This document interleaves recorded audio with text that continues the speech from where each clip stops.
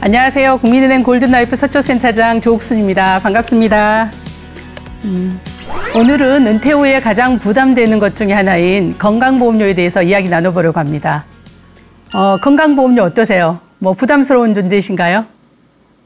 우리가 직장 생활을 할 때는 급여에서 자동으로 빠지기 때문에 건강보험료에 대한 부담 또는 거부감이 전혀 없으시죠. 하지만 퇴직하면 달라져요. 퇴직한 다음 월부터 건강보험료 고지서가 도달하면 헉하죠. 헉하다가 또 고지서를 받는 순간 그때부터 퇴직을 실감하게 되는 겁니다. 그래서 오늘 준비한 주제가 슬기로운 은퇴생활 국민건강보험 편입니다. 우리가 살아가면서 평생 내야 하는 세금이 있을까요? 네, 안타깝게 있습니다. 세금이라는 꼬리표는 붙어 있지 않지만 매월 그리고 평생 내야 하는 세금이 국민건강보험료입니다. 한번 보겠습니다. 우리가 출생해서 태어나면은 피부양자의 자격으로 직장인을 기준으로 했을 때 피부양자 자격으로 부모님이 그 건강보험료 내시지만 피부양자 자격으로 그 혜택을 누릴 수가 있죠. 부모님이 대표해서 건강보험료를 납부하시게 되고요. 그다음 직장 생활을 하게 되면 성년이 돼서 직장 생활을 하게 되면 직장 가입자로서 그때는 별로 실감하지 않아요. 왜냐하면 급여에서 빠지기 때문에 그렇고요. 그다음 퇴직하고 나면 소득도 단절된 상태에서 지역가입자로 전환돼서 소득과 재산에 대해서 건강보험료를 납부하게 되죠. 퇴직 후에 최대의 관심사는 아마도 국민연금과 건강보험료일 거라고 생각을 하고요. 두 제도의 공통점도 있고 또 차이점도 있어요. 그래서 그거를 한번 같이 워밍업으로 살펴보고 본격적으로 건강보험료에 대해서 알아보겠습니다. 국민연금과 건강보험료의 공통점은 뭘까요? 둘 다 의무가입이라는 겁니다. 그래서 소득이 있는 국민은 국민연금을 모두 가입을 해야 되는 거고요. 건강보험료는 태어나서부터 내가 죽을 때까지 피부양자 지위도 가고 직장가입자, 그다음 지역가입자로 이렇게 순으로 평생 그 혜택을 누리지만 또 보험료 납입에 대한 부담을 가지게 됩니다. 이렇게 보시면 될 것 같아요. 국민연금 같은 경우에는 애인 같은 존재예요. 퇴직하면. 왜냐면은 기다려져요. 빨리 받기를. 빨리 만나고 싶고, 그래서 반가워요. 근데 건강보험료는 그렇지 않죠. 건강보험료 그 반대일걸요. 좀 멀어졌으면 좋겠고, 다가와주지 않았으면 좋겠고 하는 게 건강보험료예요. 왜냐면은 국민연금은 소득이잖아요. 매월 나한테 내 평생 주는 월급이고 소득이거든요. 건강보험료는 지출이에요. 그래서 소득과 지출이라는 차이로 인해서 국민연금과 건강보험료에 체감하는 건 확실히 달라져요. 또 달라지는 게 있어요. 납입 부분인데 국민연금은 퇴직 후 소득이 없으면 납입 면제 제도가 있어서 납입하지 않아도 돼요. 하지만 임의가입 제도가 있어요. 국민연금에 납입할 수 있는 나이는 18세부터 60세까지 납입을 하고 또 본인 연령에 따라서 69년생 이상이면 65세 때부터 국민연금을 받게 되잖아요. 만약 예를 들어서 내가 55세에 퇴직을 했다. 그러면 국민연금 납입 안 해도 돼요. 내가 나중에 국민연금 더 받고 싶다. 그러면 5년 동안 임의가입을 통해서 금액을 증액시킬 수도 있어요. 그래서 평생 소득이 있는 동안에는 국민연금을 의무적으로 냈다가 소득이 단절되면 안 내도 되는 그런 혜택들이 있죠. 그리고 또 어때요? 국민연금은 물가 상승률만큼 매월 월급이 올라가는 것처럼 그렇게 반영해서 국민연금 금액이 올라가요. 연금소득이 올라가요. 그래서 그런 면에서 국민연금은 반가운 애인과 같아요. 그다음 건강보험료는 어떨까요? 건강보험료는 반대예요. 오히려 내가 직장 생활할 때는 건강보험료를 내는지 일부러 급여명세서를 들여다보지 않는 한 몰라요. 관심도 없고 그래요. 근데 퇴직하는 순간 관심을 갖게 되는 거고 평생 관리를 하지 않으면은 더 많은 건강보험료를 부담하게 되는 거죠. 소득이 없어도 평생 납입하는 건강보험료, 소득이 없으면 면제되는 국민연금. 둘 다 여러분들이 가져갈 몫입니다. 그러면 건강보험료 적용 대상자를 한번 살펴보겠습니다. 우리나라 의무가입이라고 말씀을 드렸고 전체 저희들이 5,100만 정도 대한민국 인구가 그런 거잖아요. 2023년 12월 기준으로 전 국민이 건강보험료에 가입이 되어 있는데 분포를 보면 피부양자 같은 경우에는 한 32%, 직장가입자는 39%, 그다음 지역 가입자가 29% 정도 되는데 이제 점차적으로 우리가 고령화 사회가 되고 또 피부양자 자격이 강화되잖아요. 지금 2022년도에도 피부양자 자격이 강화돼서 많이 탈락되신 분들 많았었거든요. 그런 분들이 다 어디로 가냐? 지역 가입자로 전환돼요. 그래서 지역 가입자는 앞으로 더 늘어날 수밖에 없다. 이렇게 전망을 하고 있습니다. 일단 건강보험료 가입자에는 어떻게 나눠지는지 함께 보겠습니다. 크게 직장 가입자와 지역 가입자로 나눠집니다. 그래서 다 아는 것처럼 직장 가입자는 사업장의 근로자나 사용자가 직장 가입자에 해당이 되고 또 직장 가입자도 직장 가입자와 피부양자로 나눠져요. 그래서 직장 가입자 본인이 직장 가입자가 되는 거고 피부양자는 직장 가입자와 생계를 같이 하는 가족분이 피부양자가 되는데 피부양자는 보험료를 한 푼도 안 내죠.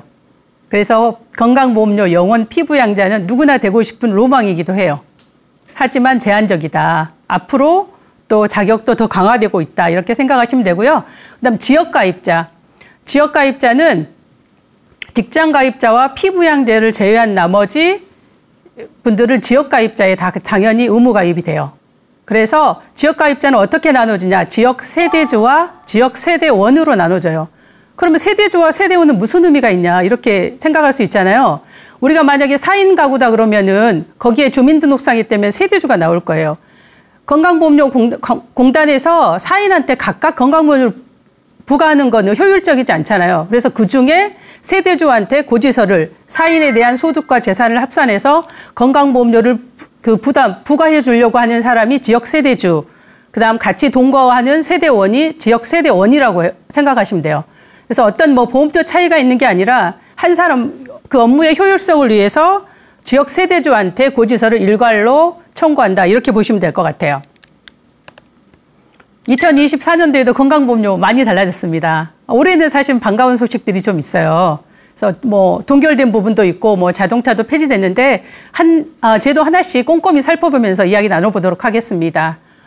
첫 번째 일단 기본적으로 건강보험료는 이번에 직장가입자든 지역가입자든 건강보험료는 동결됐습니다. 그래서 직장가입자 예년과 똑같이 7.09% 부담하게 되고 7.09% 중에 직장가입자는 50%, 3.5% 정도는 사업주가, 3.5는 내가 부담하게 되는 거죠. 지역가입자는 부가점수가 있어요. 부가점수당 금액이 208.4원이에요. 그래서 예년과 건강보험료는 동결됐다 이렇게 보시면 되고 뭐가 달라졌냐 보면 장기요양보험료가 달라졌어요. 건강보험료 짝꿍이 있어요. 그래서 건강보험료는 반드시 장기요양보험료가 붙어요. 직장가입자에도 붙고 지역가입자에도 붙죠. 그게 비율이 0.01% 정도 올라서 작년에 비하면 올해 적용되는 인상률을 반영을 한 다음에 0.9182%입니다. 그래서 이걸 백분율로 한 사람이면 건강보험료의 12.85% 정도 차지한다고 보시면 되고 직장가입자 같은 경우에는 장기요양보험료를 합하면 한 8% 정도 건강보험료를 부담하게 됩니다.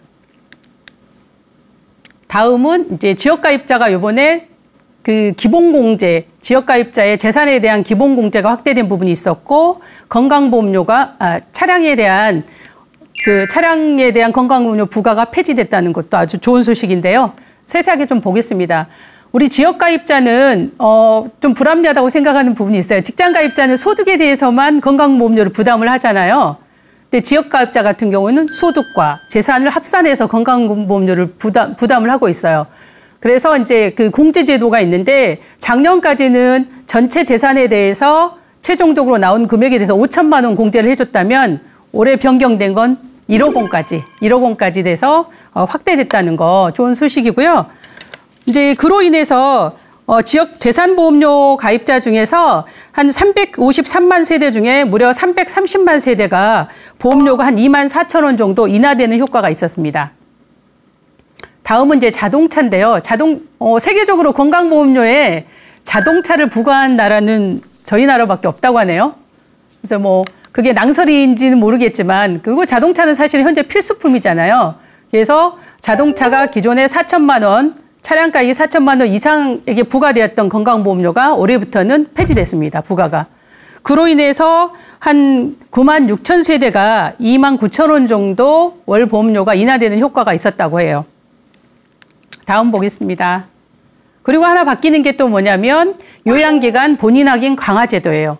어떻게 보면 건강보험료 실명제라고 보시면 될 것 같아요. 이제 시행일은 2024년 5월 20일부터 시행이 되고, 우리가 지금 건강보험료 병원이나 약국 또는 요양시설 갈 때 신분증 제시하나요?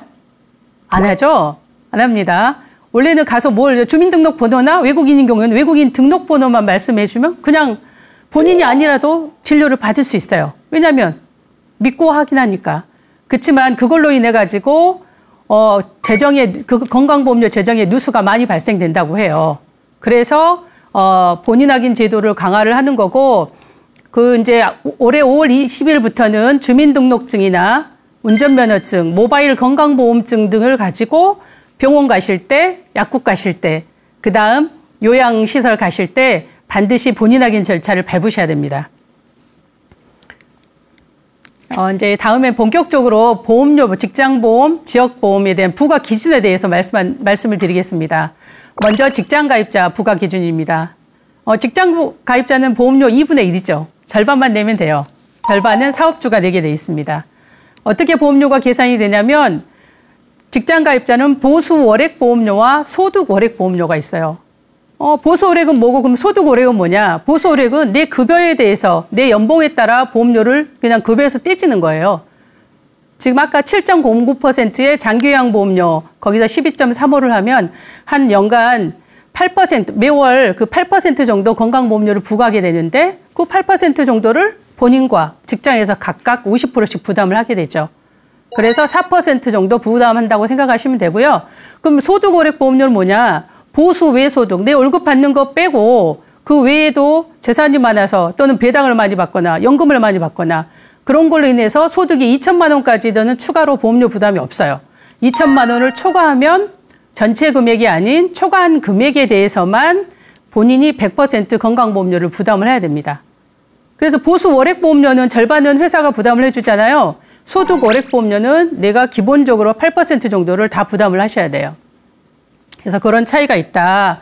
직장가입자도 추가 소득이 발생하면 소득 월액보험료를 내야 된다. 그래서 소득 월액보험료가 발생하면 건강보험료는 직장가입자로 되어 있는 거는 따로 고지서를 낼 필요 없잖아요. 소득월액보험료는 고지서가 국민건강관리공단에서 자택으로 배송이 됩니다.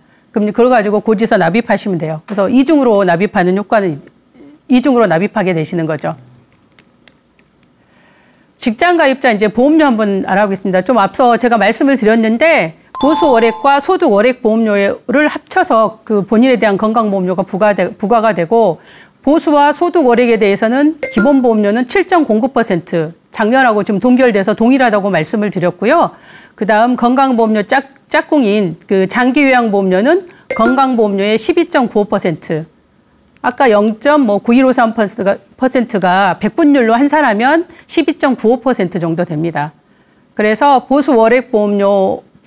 보수월액에 대해서는 최종적으로 한 8% 정도 되지만 내 부담은 4% 정도 된다. 하지만 소득월액에서 발생한 건강보험료는 8%를 온전히 내가 부담해야 된다. 이렇게 보시면 될 것 같아요. 이제 건강보험료를 온전히 100% 다 내시는 지역가입자에 대해서 말씀드리겠습니다. 지역가입자는 소득과 재산에 대해서 그걸 합산해서 보험료를 내게 돼요. 그래서 소득이라고 하면 어떤 소득이냐 이렇게 의문이 생길 수 있는데 하나씩 열거해 보면 이자소득, 배당소득 이 둘을 합쳐서 금융소득이라고 하죠. 그다음 사업소득, 기타소득, 근로소득, 연금소득을 다 합친 걸 합산소득에 넣어요. 그래서 보험료율은 7.09%의 장기요양보험료, 건강보험료의 12.95% 하면 8%를 합산소득으로 내시게 되고요. 그다음 합산재산, 재산에 대해서는 토지, 건축물, 주택, 선박, 항공기 가지고 계신 분 계신가요? 네. 전세 또 전월세에 대해서 건강보험료를 부과를 하게 됩니다. 이제 재산은 조금 달라요. 재산 점수에다가 208.45를 곱해서 건강보험료를 산정을 하게 되는데 재산 점수는 등급이 있어요. 1등급부터 60등급까지 있거든요. 그 등급에 배정된 금액이 있어요. 그 점수가 있거든요. 그 점수에 208.45를 곱해서 재산에 대한 건강보험료가 부과됩니다. 그래서 최종적으로 소득과 재산에서 나온 보험료를 합쳐서 지역가입자는 100% 내가 부담해야 된다. 이렇게 보시면 될 것 같아요. 그러면 이제 소득 기준을 말씀을 드렸는데 우리가 좀 부과 기준에 대해서 좀 알아야지 대처를 할 수 있을 거라고 보는 거고, 첫 번째 금융소득. 이제 건강보험료에 부과된 소득 기준에는 금융소득, 사업소득, 기타소득, 근로소득, 연금소득이 있어요. 그러면 내가 그 소득이 발생된 전체 금액을 다 부과를 하냐, 그런 건 아니에요. 여러분들이 알고 계시면 돼요. 금융소득은 1,000만 원까지는 건강보험료 부과 대상이 아니에요. 통보가 안 가요. 국민건강보험관리공단으로. 그래서 1,000만 원이 초과하면 또 어때요? 초과분만 갈까요? 그렇지 않아요. 초과분만 가는 게 아니라 전체 금액이, 만약에 예를 들어서 1,000만 원이신 분들은 건강보험료 0원이에요. 0원. 그 금융소득으로 인해 발생된 보험료는 없어요. 1,001만 원이신 분은 어떨까요? 1,001만 원이 그대로 통보돼서 월 한 6만 6천 원 정도씩 건강보험료를 부과받게 되는 거죠. 1년으로 환산하면 그 만 원의 차이가 한 80만 원 정도 건강보험료에 대한 부담을 더 드리게 돼요. 그래서 금융소득 관리가 중요하다. 그러면 금융소득 관리를 하려면 어떻게 해야 되냐.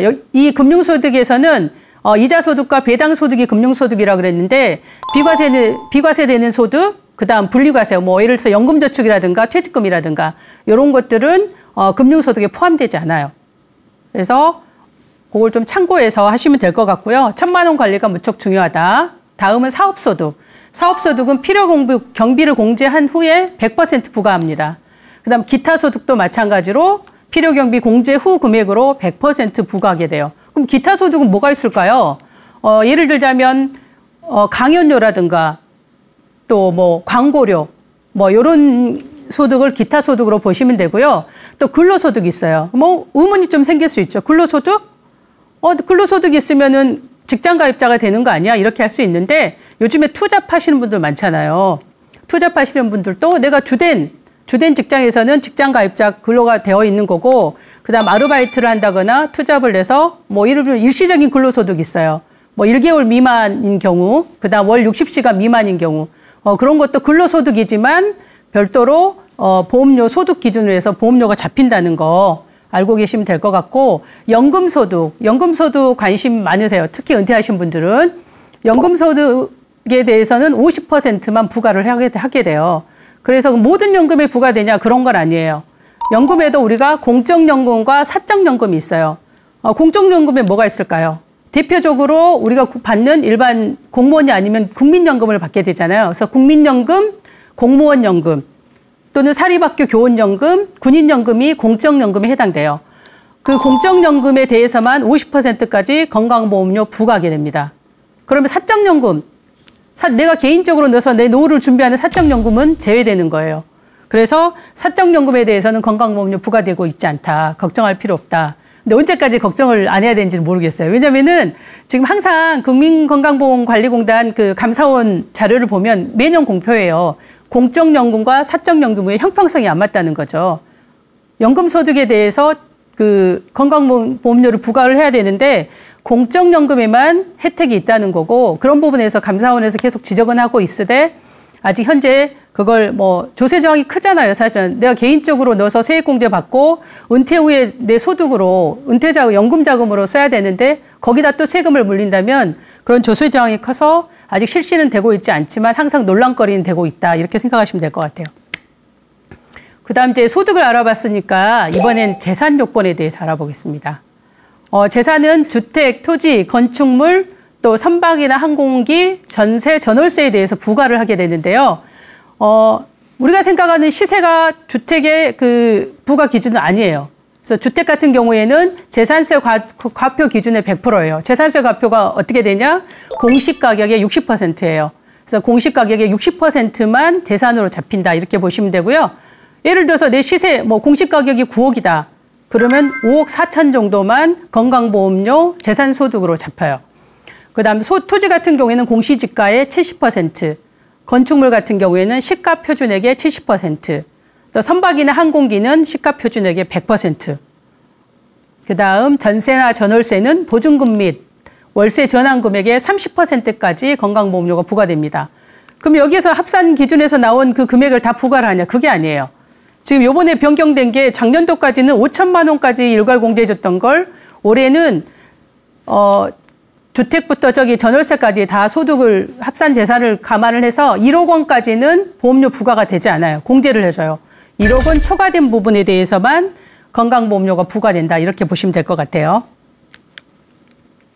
그다음 이제 건강보험료 영원 피부양자 관심 많으실 건데요. 누구나 되고 싶어 하죠. 혜택은 누리되 보험료는 안 내고 싶은 피부양자. 먼저 요건을 보고 우리가 이제 대처를 하면 될 것 같아요. 첫 번째 이제 소득 요건과 재산 요건 두 가지를 다 모두 갖춰야 돼요. 건강보험료는. 그래서 소득 요건을 한번 보고 갈게요. 소득 요건은 연간 소득이 2천만 원 이하여야 돼요.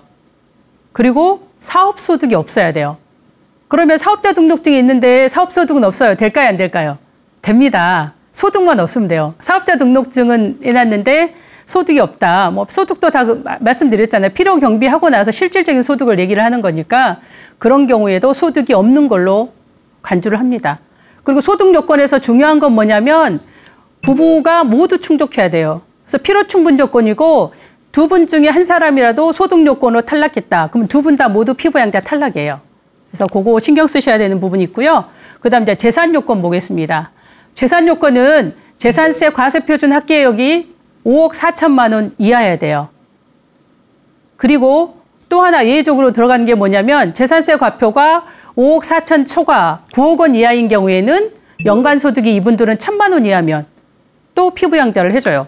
그래서 5억 4천만 원 이하인 경우에는 소득이 2천만 원 이하이면 되고요. 재산이 5억 4천 초과 9억 원 이하이면 연간 소득 1,000만 원 이하이면 피부양자 혜택을 누릴 수 있습니다. 좀 전에 이제 부부 합산 사례에 대해서 제가 말씀을 드렸는데 구체적인 사례를 보고 한번 짚어보고 가겠습니다. 케이스 1, 2 나눠져 있고요. 첫 번째 케이스 볼게요. 첫 번째 케이스 보면 아버님은 소득 요건에 해당이 되세요. 내가 소득 요건은 두 분 다 충족해야 된다고 말씀드렸잖아요. 그다음 어머님은 소득 요건이 소득이 많아서 충족하지 못했어요. 이분 어때요? 재산 요건 볼 게 없어요. 쳐다보지 않아도 돼요. 왜냐하면 두 분 중에 한 분만 만족했기 때문에 두 분 다 피부양자 탈락이에요. 두 번째 케이스 보겠습니다. 두 번째 케이스는 소득 요건은 아버님과 어머님이 둘 다 만족을 하셨어요. 이때는 이제 재산 요건을 한번 살펴보시면 돼요. 재산 요건은 어쩌냐면 소득 요건이 충족된 상태에서 재산 요건은 충족하신 분은 피부양자 가능하고 충족하지 못하신 분들은 지역가입 전환되면 돼요. 그래서 케이스 그 두 번째 케이스의 재산 요건을 보면 아버님은 재산 요건을 충족하지 않았어요. 그러면 어때요? 피부양자 탈락. 대신에 어머님은 재산 요건을 충족했죠. 그러면 자녀들 앞으로 피부양자를 유지시킬 수 있어요. 그래서 피부양자 요건할 때 특히 소득 요건이 중요하다. 이렇게 보시면 되고 그걸 소득을 예를 들어 두 분이 좀 분산해서 관리를 잘 하시면 두 분 다 피부양자 자격이 될 수 있다는 거 알고 계시면 될 것 같아요. 다음은 이제 사례를 한번 보겠습니다. 우리가 퇴직하면 보통 집 한 채 있는 거잖아요. 퇴직 후 재산이 아파트 한 채만 있어요. 한 채만 있는데 피부양자 가능할까요? 그랬어요. 가능한지 안 한지 한번 살펴보겠습니다. 아까 요건을 말씀드렸어요. 특히 주택 같은 경우에는 우리가 시세가 있고 과세 표준이 있고 공시지가가 있어요. 5억 4천 이렇게 처음에 제가 말씀드렸죠. 피부양자 되려면 재산이 2천만 원 이하여야 되고 재산세 과표가 5억 4천만 원 이하라고 말씀을 드렸는데 이거 5억 4천이 시세가 아니거든요. 그래서 고객님들은 생각하세요. 애초에 포기하세요. 서울에 집 한 채 있는데 5억 4천짜리 집이 어디 있어? 이렇게 생각하실 수 있잖아요. 있습니다. 내가 몰라서 그렇지 5억 4천을 과세 표준으로 하는 거기 때문에 그 개념만 알고 계시면 내가 생각했던 것보다 피부양자가 또 많이 될 수 있어요. 한번 같이 보겠습니다. 과세 표준은 아까 제가 앞서 말씀드렸듯이 과세 표준이 정해지는 건 과세 표준에 해당되는 공시지가는 9억 원이에요. 9억 원에 60% 하면 5억 4천이잖아요. 내 집이 9억 원, 공시지가로 9억 원 이하이면 소득이 2천만 원이면 또 피부양자가 가능해요. 그럼 공시지가가 곧 시세냐? 그렇지 않아요. 공시지가가 시세의 70% 정도 이렇게 환산을 하거든요. 그러면 시세로 치면 한 12억 원 정도 돼요.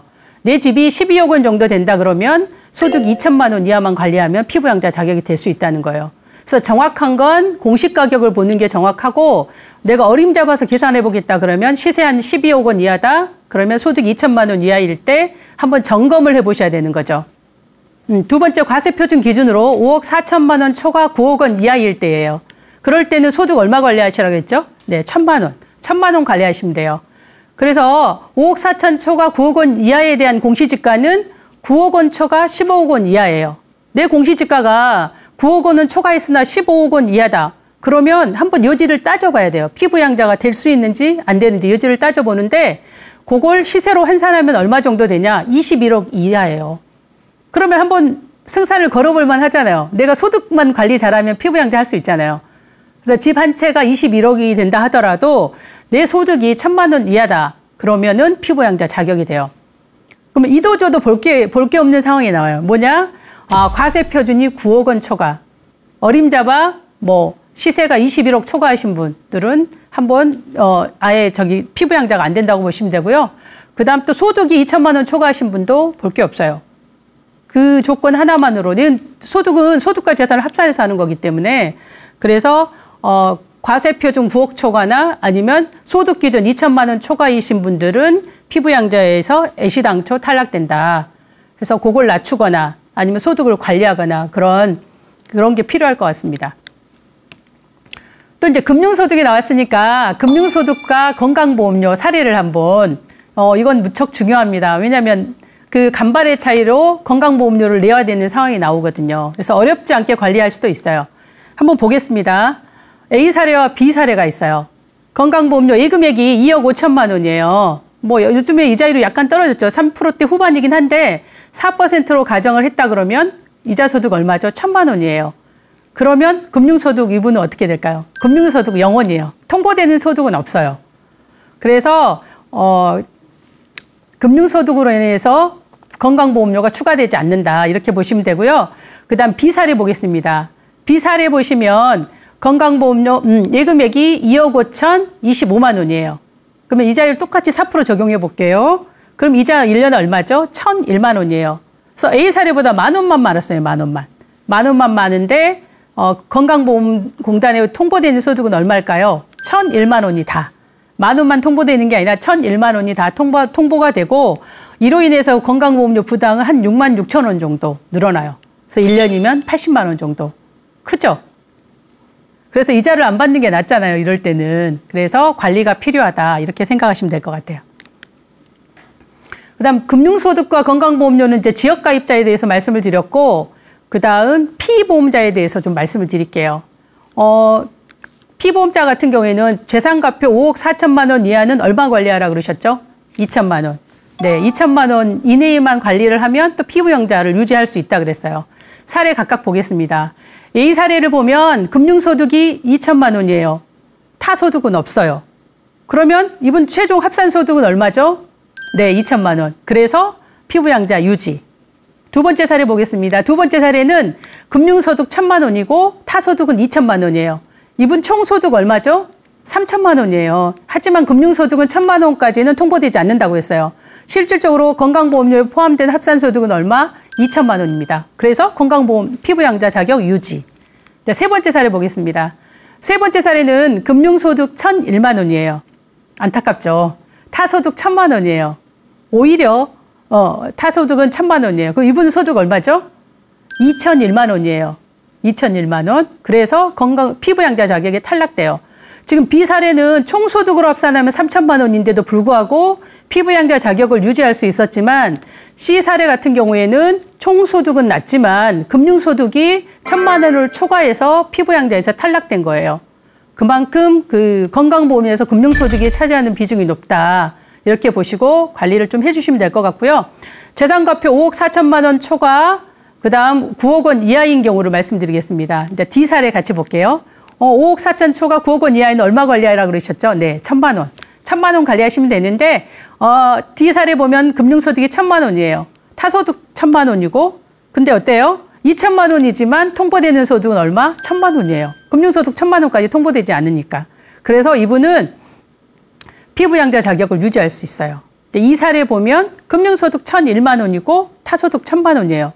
그러면 총소득은 2,001만 원. D 사례보다 10,000원만 많았을 뿐인데 피부양자에서 탈락되는 거죠. 그래서 지금 자꾸 반복해서 누누이 말씀을 드리는데 금융소득은 1,000만 원 관리가 중요하다. 근데 뭐 내가 애초에 금융소득이 뭐 4, 5천씩 하신 분들이 1,000만 원 받기 위해서 보통예금 이자 놓고 이렇게 지낼 수는 없잖아요. 어떤 분들이 관리를 하셔야 되냐면은 1,000만 원에서 1,500만 원 요 간극에 사이에 계신 분들이 관리를 하시면은 그에 따라서 건강보험료가 피부양자가 되기도 하고 금융소득으로 인해 건강보험료를 안 낼 수도 있고 그래요. 그래서 그런 부분이 관리를 해주시면 좋을 것 같습니다. 이제 건강보험료 정리하는 시간입니다. 지금까지 제도, 그다음 제도에 대해서 건강보험료의 어떤 제도의 기본적인 제도에서 말씀을 드렸으니까 그러면 이제 최종적으로 이것만 기억을 하셔도 여러분들이 건강보험료를 줄일 수 있을 것 같아요. 첫 번째 이제 합산소득 관리입니다. 합산소득 2천만 원 관리는 누가 중요할까요? 네, 피부양자 5억 4천. 네, 피부양자에서 중요하고 재산과표 5억 4천만 원 이하이신 분들이 합산소득 2천만 원만 관리하면 피부양자 자격 유지할 수 있다고 말씀드렸어요. 그중에서도 특히 금융소득은 1,000만 원 이내로 관리를 해라. 그러면 통보되지 않는다. 전체적으로 3천만 원이 되더라도 금융소득이 1,000만 원이 있다면 피부양자 자격 유지할 수 있다. 이렇게 말씀을 드렸고요. 두 번째는 재산과표가 5억 4천만 원이 초과하신 분들은 합산소득 얼마? 1,000만 원 관리하시면 돼요. 하지만 합산소득 1,000만 원인데 금융소득은 별도로 1,000만 원까지는 괜찮아요. 왜냐하면 2천만 원이라 하더라도 금융소득 1,000만 원은 통보되지 않기 때문에. 그래서 1,001만 원이면 2,001만 원이 통보돼서 피부양자 탈락되는 겁니다. 그래서 금융소득을 찾고 말씀드리는 게 그만큼 중요하다. 근데 지금 얘기도 있어요. 금융소득을 다운시킨다는 얘기도 있는데 현재까지는 그렇다는 거 알고 계시면 될 것 같고요. 그럼 특히 그 부부 모두 피부양자에 해당되고 싶으면 뭐가 중요하죠? 재산보다는 소득이 중요해요. 소득 관리는 두 분 중에 한 분이라도 조건이 맞지 않으면 두 분 다 탈락이에요. 다시 한번 복습을 해보자면 소득은 부부가 모두 충족을 해야지 피부양자 유지할 수 있고 재산은 두 분 중에 소득이 만족됐다면 재산은 해당되신 분, 조건이 맞는 분은 피부양자 해당이 되고 조건이 맞지 않는 분은 지역가입자로 전환된다는 거. 그렇게 알고 계시면 될 것 같아요. 근데 그러면 지금까지 건강보험료 제도, 그다음 팁을 좀 말씀을 드렸고 어떻게 하면 건강보험료를 줄일 수 있을까? 이제 이것도 중요한 시간이죠. 그래서 첫 번째, 비과세 분리과세 상품을 활용하자는 거예요. 근데 비과세 분리과세 상품은 건강보험료 소득에 포함되지 않아요. 그 1,000만 원 소득에도 포함되지 않아요. 그렇기 때문에 그러면 우리가 살면서 어떤 상품들이 이런 게 있을까 궁금하시죠? 첫 번째, 비과세 저축. 비과세 저축은 65세 이상이기 때문에 해당되시는 분도 있고 안 되는 분도 있어요. 내가 살다 보면 해당이 되겠죠. 그렇지만 시간을 필요로 할 수도 있는 거고요. 그다음 비과세 보험. 비과세 보험은 1억 원까지 가능하긴 한데 최대 10년 이상 놔둬야지 비과세 혜택을 누릴 수 있어요. 장기예요. 이제 제일 일반적으로 많이 하는 건 여러분들이 ISA예요. 개인종합자산관리라 그래서 비과세 장바구니를 하나씩 드려요. 거기다가 뭘 담을지는 내 선택이지만 1년에 2천만 원까지 해드리고 최대 5년까지 불입할 수 있어요. 그러면 1억 원까지 재산을 세금에서 자유롭게 할 수 있어요. 그래서 내가 뭔가 예금을 해야 되겠다, 뭐 투자를 해야 되겠다 그러면 뭐부터 가입하면 좋냐? ISA를 먼저 가입하자. 그리고 돈이 남는다 그러면 다른 걸 더 고민해 보시는 거예요. 고민할 때 ISA에 담을 수 있는 상품들은 뭐 거의 모든 상품을 다 담을 수 있어요. 그래서 1차적으로 ISA, 그 다음에 남은 여윳돈으로 다른 상담을 하시면 돼요. 그 다음 퇴직 IRP. 퇴직금을 IRP에 넣는 이유는 뭐죠? 퇴직소득세를 감면받기 위해서 넣으시는 거예요. 그래서 10년 내에 찾는 부분에 대해서는 30%를 감면해주고 11년 차부터는 40%를 감면을 해드려요. 근데 또 얘가 좋은 건 뭐냐면 퇴직 IRP에 담겨져 있는 동안 과세이연 처리가 돼서 어떤 세금에서도 자유로워요. 건강보험료도 자유롭고 뭐 종합과세에도 물론 포함이 안 되고요. 그래서 이런 상품들을 우선적으로 가입하자 이렇게 보시면 되고 이제 두 번째, 금융소득 귀속 시기를 분산하기 해요. 그래서 금융소득이 월등하게 많으신 분들은 그걸 귀속시키라고 선택의 여지가 없어요. 그분들은. 그렇지만 아까도 말씀드렸듯이 1,000만 원 사이에 간극이 있으신 분들은 만기를 조절해서 건강보험료를 회피할 수 있어요. 동일 연도에 1,000만 원을 초과하지 않도록 하기 위해서는 정기적인 관리가 필요해요. 그래서 6개월에 한 번 내 만기로 금융소득이 얼마나 발생했는지 또 한 10월 정도 되면 또 그때 시점에서 금융소득이 얼마나 발생했는지 보고 11월, 12월에 만기가 돌아오는 게 있으면 1,000만 원이 초과할 것 같으면 다음 해로 넘기시면 돼요. 그래서 건강보험료를 금융소득 귀속 시기를 분산해서 줄일 수 있다. 이렇게 생각하시면 되고, 그다음 또 뭐가 있냐? 임의계속 가입제도 활용하기예요. 임의계속 가입제도는 뭐냐면 퇴사할 때 건강보험료로 3년간 동일한 보험료를 납부하게 해드려요. 우리가 퇴사할 때 직장가입자는 어떻게 되죠? 원래 내가 내야 되는 보험료의 절반만 내요. 그렇기 때문에 그 보험료로 3년간 동일하게 낼 수 있는 기회를 줘요. 하지만 이때는 한번 고민을 해보셔야 돼요. 왜냐하면 내가 퇴사했을 때 보험료와 그다음 지역가입자로 전환했을 때 보험료를 비교해서 둘 중에 낮은 걸 선택하시는 거죠. 더 높을 수 있어요. 퇴사했을 때 보험료가. 왜냐하면 우리나라 급여체계는 뭐죠? 연봉제가 아니라 호봉제예요. 그래서 3년마다 한 번씩 임금이 올라가요. 내가 마지막 퇴사했을 때는 최고의 보험료를 납입할 수도 있어요. 그래서 항상 비교를 해보자. 임의계속가입은 언제 활용하면 좋냐면 두 번째 직장을 가졌을 때. 이제 제1직장에서 은퇴를 55세에서 60대 퇴직을 했다. 그러면 우리가 또 그 제2의 잡을 가질 수 있잖아요. 그래서 제2의 잡을 가졌을 때는 그때는 임금이 확 줄어요.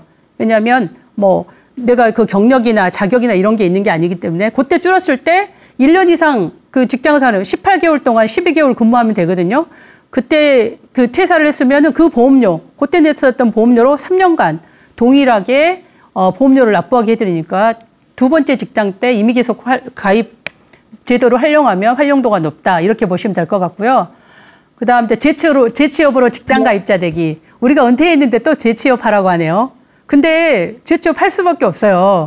왜냐면은 예전에 우리 평균 수명이 70이었을 때는 60세 퇴직하고 10년만 더 살았으면 됐잖아요. 지금은 그렇지 않아요. 지금은 몇 세죠? 여러분들은 다 100세 정도 다 사실 거잖아요. 지금 태어난 애들은 120, 140 얘기도 나와요. 그러면 어떻게 할 거냐? 내 신체가 건강하잖아요. 기본적으로 20년 정도 우리가 신체 나이가 젊어졌다고 해요. 그러면 제2 직업을 또 찾아야 되는 거고, 제2 직업을 찾을 때는 활용할 수 있는 곳들이 있어요. 우리가 예를 들자면 제가 그 통계를 한번 말씀드리면 2021년도 통계에 보면 우리나라의 그 첫 번째 직장, 주된 직장에서 퇴직하는 나이가 49.3세라고 해요. 근데 이제 그때 은퇴하신 분들은 내가 언제까지 일할 수 있냐 이런 걸 설문조사를 했는데 73세까지 일할 수 있다고 그랬어요. 근데 충분히 가능하고 지금 그런 일들이 일어나요. 그래서 엔잡너라 그래서 한 가지 직업만 갖고 있지 않아요. 2개, 3개 퇴직하고 나서 이렇게 가져요. 그러면서 자기 자유시간 가지면서 얼마든지 재취업을 통해서 내 여가와 또 자기 만족을 얻을 수 있다는 거고, 재취업을 지원해 주는 곳들이 있어요. 어디냐면 서울시 같은 경우에는 서울시 50플러스 재단에서는 시니어 퇴직 일자리를 지원을 해주고 있고요. 그다음 노후 준비 서비스 제공을 또 해드리고 있어요. 또 우리가 고용보험료 받는 국민 고용센터 있잖아요. 그래서 고용센터에서는 고용보험료에서 실업급여만 주는 게 아니라 국민 취업 지원 제도를 만들어서 활용하고 있어요. 그 제도를 이용을 하면 구직 컨설팅이라든가 취업 지원 서비스도 해드리고요. 또 구직 활동을 하면 구직 수당도 지급하고 있어요. 그다음 여러분들이 대표적으로 많이 알고 있는 국민 내일 배움 카드를 활용해서 재취업이나 자격 취등을 위한 자격증을 획득하면 돼요.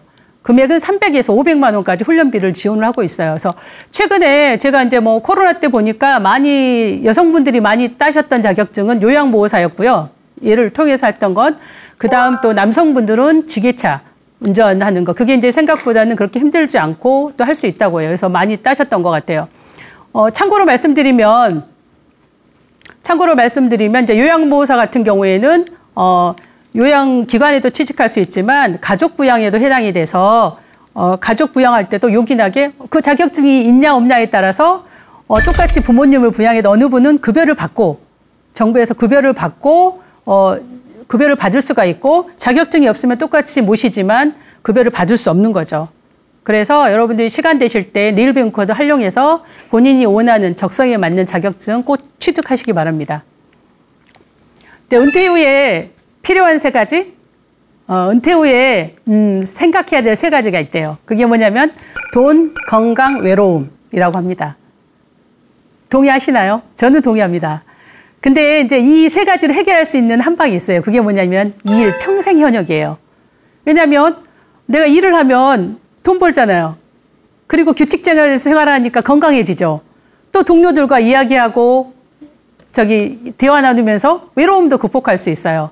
그래서 평생 현역을 하시면은 우리가 그 노후의 걱정거리 3가지, 돈, 건강, 외로움을 모두 다 극복할 수 있다고 합니다.